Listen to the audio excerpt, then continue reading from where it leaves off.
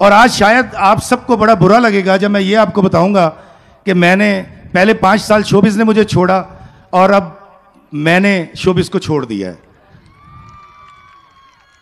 मैंने 28 साल के शोबिज़ को खैराबाद इसलिए कह दिया कि यार इत्थों तो मेरा गुजारा ही नहीं होता, मेरे बच्चे नहीं पलते, तो मैं यहो जे शोबिज़ दा की करना है।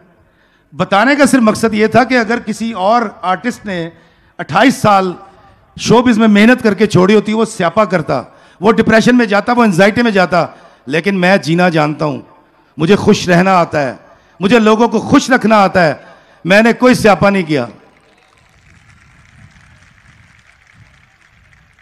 ये जो वीडियोस आप देखते हैं मेरे, ये मुझे पैसे देते हैं, मुझे किसी के आगे ऐसे नहीं करना पड़ता, बल्कि मैं खुद भी खाता हूं और अल्लाह के कई बंदों की मदद भी करता हूं।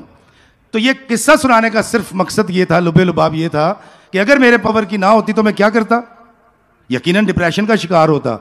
और वैसे भी याद रखिएगा, जिस अल्लाह ने 25-26 साल की उम्र तक आपका 1 रुपया नहीं लगने दिया आपकी ज़ात पर, आपके माँ बाप को आपके लिए जरिया बनाया, उसने आगे आप तमाम के लिए स्क्रिप्ट्स रखे हुए हैं, आपके लिए रिज़्क रखा हुआ है, आपके लिए इज्जत रखी हुई है।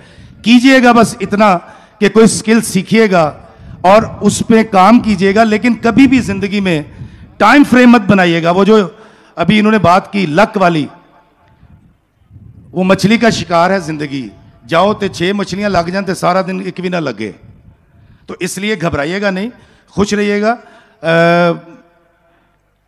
जाने से पहले इजाज़त चाहूँगा, तो मुझे फरमाइश आई थी, तो मैंने कहा वो मैं आपको सुना दूँ, जिसको आपने बड़ी इज्जत बख्शी। वो ये है कि किसी बशर में 1000 खामी अगर जो देखो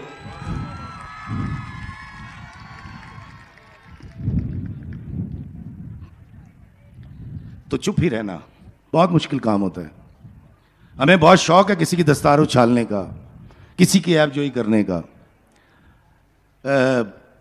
कभी इतने बड़े मजमे से खिताब नहीं किया, तो किसी बशर में 1000 खामी अगर जो देखो तो चुप ही रहना। किसी बशर का जो राज पाओ या ऐब देखो तो चुप ही रहना।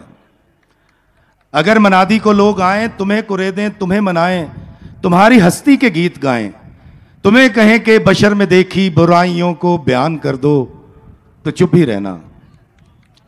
जवाब ये है, दलील ये है, ज़ईफ लम्हों की लग़ज़िशों को, हराम नातों की कुर्बतों को, हमारी सारी खबासतों को, हमारी सारी हिमाकतों को वो जानता है, वो देखता है, मगर वो चुप है। अगर वो चुप है तो मेरी मानो वो कह रहा है कि चुप ही रहना।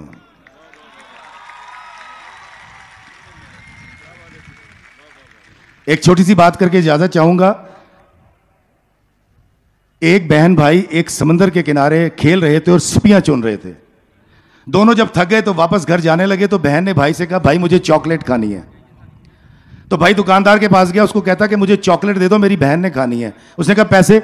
उन्हें कहा जी पैसे तो नहीं है, ऐ सिपियां गया ने। उसने सिपियां उठा के उसके काउंटर पे रखी। वो जरा कोई बाबा आदमी था, उसने 10-15 उसमें से निकाली, बाकी वापस की और चॉकलेट दे दी। दोनों ने खाई, खा के मजे से चले गए। साथ वाले दुकानदार ने कहा कि तुम्हारा दिमाग खराब है, भला सिपियों की भी चॉकलेट आती है?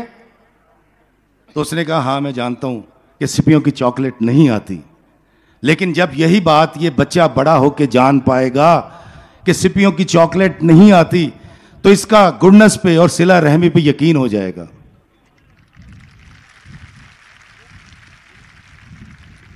क्योंकि मैं पंजाब में खड़ा हूं, शाहीनों के शहर में खड़ा हूं, ते साडे वड्डियां दा पंजाबियों दा वतीरा रहा है। यह सारी हयाती चॉकलेट दे बदले, सिपियां दे बदले चॉकलेट वंडते रहे ने। बांटना सीखेगा। वो जो परिज़ार ने मुझे डायलॉग कहा था, मैं आपको कह रहा हूं कि कमाने का पहला असूल है खर्च करना। खर्च करना सीख लीजिए, माफ करना सीख लीजिए, वहां से माफी मिल जाएगी। अल्लाह के बंदों में बांटना सीख लीजिए, वहां से गनी कर देगा। मोहब्बत बांटेंगे, मोहब्बत मिलेगी। मेरा एक शेर है, वो सुना के इजाजत चाहूंगा कि गौस कुतुब अब्दाल कलंदर कह गए नानक राम। गौस कुतुब अब्दाल कलंदर कह गए नानक राम, बीज बबूल के बोने वाला खाए कहां से आम। अगर आप लोगों ने आम खाने का इरादा कर रखा है तो आम के बीज बोइएगा, अगर बबूल के कांटे बोएंगे तो वही खाने पड़ेंगे। अल्लाह हमें आसानियाँ अता फरमाए और आसानियाँ तकसीम करने का शर्फ अता फरमाए। आमीन। अस्सलामु अलैकुम व रहमतुल्लाहि व बरकातुहू।